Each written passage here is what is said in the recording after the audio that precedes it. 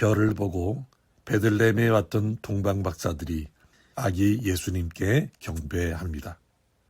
그 후 이들은 다시 고국으로 돌아갑니다. 그날 밤이었습니다. 천사가 요셉의 꿈에 나타나서 이런 말을 합니다. 헤롯이 아기를 찾아 죽이려 하니 일어나 아기와 그의 어머니를 데리고 애굽으로 피하여 내가 내게 이르기까지 거기 있으라. 요셉은 이 말을 듣고 잠에서 깨어나 아기와 마리아를 데리고 애굽으로 갑니다. 그런데 포악했던 헤롯이 죽습니다. 그러자 애굽으로 피신해 있는 요셉의 꿈에 천사가 나타나서 말합니다. 일어나 아기와 그의 어머니를 데리고 이스라엘 땅으로 가라. 아기의 목숨을 찾던 자들이 죽었느니라. 그래서 요셉은 다시 아기 예수님과 마리아를 데리고 이스라엘 땅으로 돌아옵니다. 그러나 헤롯의 뒤를 이어 왕이 된 아켈라오도 만만치 않다는 사실을 알고 요셉은 이스라엘 땅 어디로 갈 것인지 망설입니다. 그런데 다시 꿈에 지시하심을 받고 나사렛이라는 동네에 정착합니다. 그리고 이렇게 해서 예수님은 나사렛 사람으로 알려지게 됩니다. 예수님은 태어나신 후 2번 이사를 합니다. 한 번은 베들레헴에서 애굽으로, 또 한 번은 애굽에서 갈릴리 나사렛으로 이사를 합니다. 그런데 예수님의 이 2번의 이사에 대해서 성경은 이렇게 말씀합니다. 먼저 마태복음 2장 15절 말씀입니다.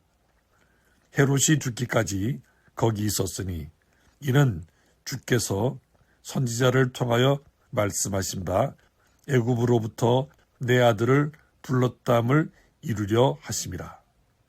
이 말씀은 구약성경 호세아 11장 1절에 있는 예언이 이루어졌다는 것입니다. 예수님의 2번째 이사도 마찬가지입니다. 마태복음 2장 23절입니다. 나사렛이란 동네에 가서 사니 이는 선지자로 하신 말씀에 나사렛 사람이라 칭하리라 하심을 이루려 함이르라. 나사렛은 이스라엘의 중심이 아니라 변방이었습니다. 그런데 예수님의 가족이 나사렛에 정착한 것 역시 구약성경 이사야 11장 1절 말씀대로 이루어진 일이라는 것입니다. 요셉은 천사의 말을 듣고 베들레헴에서 애굽으로, 다시 애굽에서 나사렛으로 이사를 했습니다. 그런데 결과적으로 보면 이런 일들을 통해서 하나님의 말씀이 이루어졌습니다. 다시 말해서 요셉의 순종이 하나님의 말씀으로 검증된 것입니다. 요셉의 순종이 우리에게 주는 교훈은 이것입니다.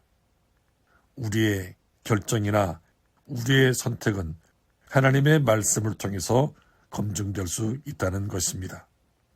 그리고 그 결과 하나님의 선한 뜻이 나타난다면 우리는 올바른 결정과 올바른 선택을 했다는 것입니다. 요셉의 결정과 선택은 하나님의 말씀으로 검증되었습니다. 하나님의 말씀대로 이루어졌고 하나님의 선한 뜻이 나타났습니다. 요셉처럼 저와 여러분의 결정이나 선택도 하나님의 말씀으로 검증되기를 축복합니다. 그래서 하나님의 말씀대로 이루어지고 하나님의 선한 뜻이 나타나는 저와 여러분의 남은 생애가 되기를 축복합니다.